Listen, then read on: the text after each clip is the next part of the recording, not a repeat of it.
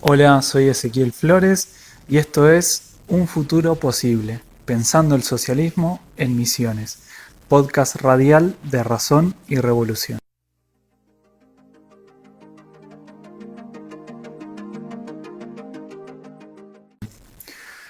Hoy titulamos esta columna como Una cuarentena a la medida de los patrones. Como todos sabrán, el 1 de julio, el área metropolitana de Buenos Aires, junto a Chaco, Ciudad de Neuquén y alrededores, General Roca de Río Negro, volvieron a la llamada fase 1 de la cuarentena, que se supone es la más estricta. Como siempre, el presidente Alberto lo anunció tras una cortina de humo. Dice que defiende la vida y por eso toma estas medidas drásticas, pero en realidad su preocupación no es más que cartón pintado. Por empezar, el endurecimiento de la cuarentena muestra que Alberto no tiene nada más para ofrecer. En estos 100 días hizo poco y nada por reforzar el sistema sanitario que hoy está colapsado, quebrado, desfinanciado y desabastecido tanto de recursos materiales como humanos. Este es el resultado de todos los gobiernos capitalistas y de su propia inoperancia, con Ginés y el Ministerio de Salud a la cabeza. Bastó que se flexibilizara la cuarentena en las regiones que nombramos para que todo se saturara. En Misiones no pasó algo muy distinto. Recordemos que a mediados de abril Herrera Aguad anunció la cuarentena binaria, lo que en realidad implicaba la flexibilización de la cuarentena, mandando de golpe a retomar sus actividades a cerca de 50.000 personas, reactivando las ramas forestal de yerba mate, tabaco, té y construcción. Pocos días después se declaró la circulación comunitaria de COVID-19 en la provincia.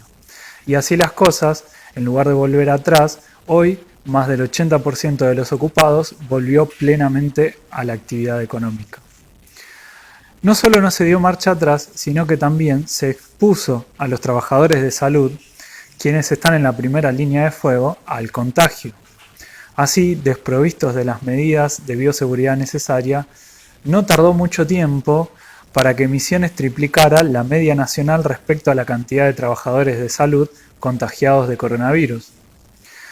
Pero volviendo al tema de esta nueva, entre comillas, cuarentena estricta, en realidad, digamos, no lo es. Las fábricas continúan funcionando con protocolos sanitarios muy cuestionables. Muchas de ellas no producen nada esencial, como por ejemplo los chocolatines Felford. Con la cuarentena, los protocolos no son estrictos y la prueba está en los hechos, ya que hay contagios en distintas fábricas. En Unilever de Pilar, en Arcor, en Bridgestone, en Fate, en Pirelli, en Rigogliò, en Catorini, Mondelez, Chiudi, Frigorífico Tres Arroyos, solamente por nombrar algunas de las empresas donde se registran contagios entre los trabajadores.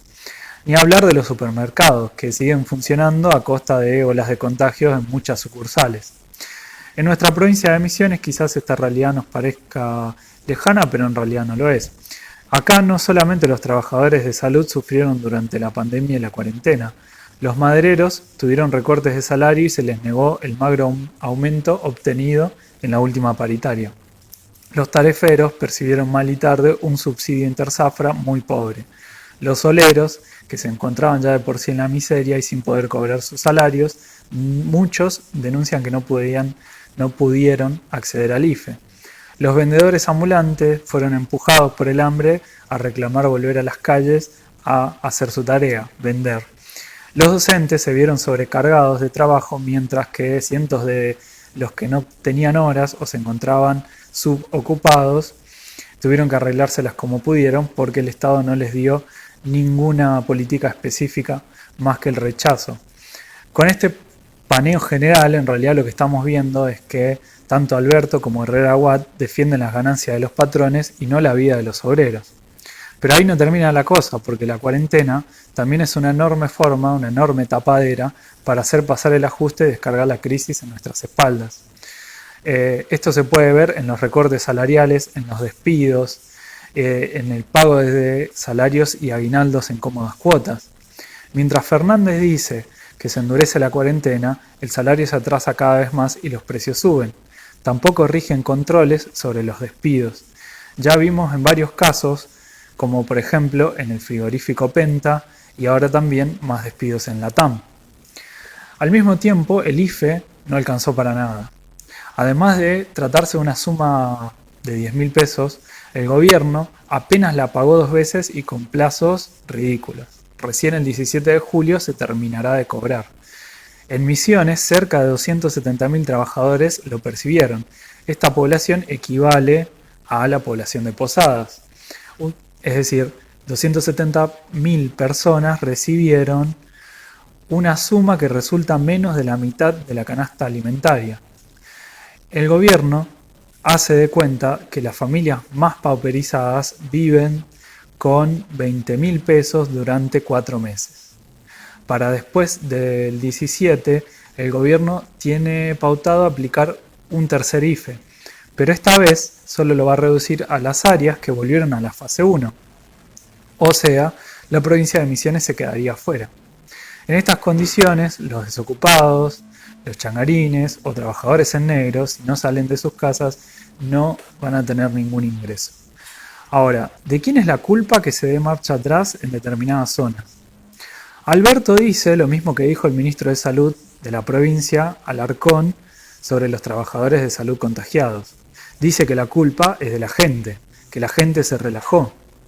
Pero los números no le dan la razón.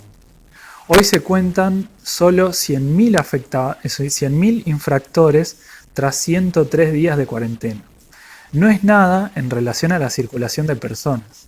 En junio, en AMBA, hubo 5 millones de permisos de circulación. Solo 500.000, un 10%, fueron para asistencia a terceros o fuerza mayor. Entonces, no hay grandes infractores. O mejor dicho, no somos los trabajadores, los obreros, los que rompemos la cuarentena. Son los patrones los que lo hacen y nos obligan a nosotros, a fuerza de necesidad y de hambre, a salir a la calle. Entonces, hambre o contagio, a eso nos someten Alberto, Herrera Watt y toda la patronal, todos los patrones. Los trabajadores no podemos esperar que esta gente que vive chupándonos la sangre proteja nuestra vida. Tenemos que exigir que la cuarentena sea verdaderamente estricta, funcionando las actividades que corresponden a necesidades sociales. Obviamente, toda empresa que funcione tiene que garantizar las más estrictas condiciones de higiene y seguridad. Y eso tiene que ser controlado por los propios obreros. Va de suyo que se tiene que prohibir los despidos, suspensiones, recortes salariales y cualquier intento de avanzar sobre nuestras condiciones de trabajo. Lo mismo sobre las condiciones de vida.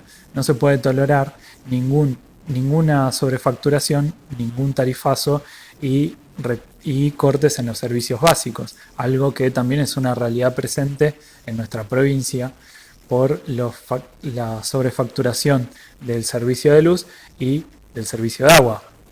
Por otro lado, el IFE no sirve para nada.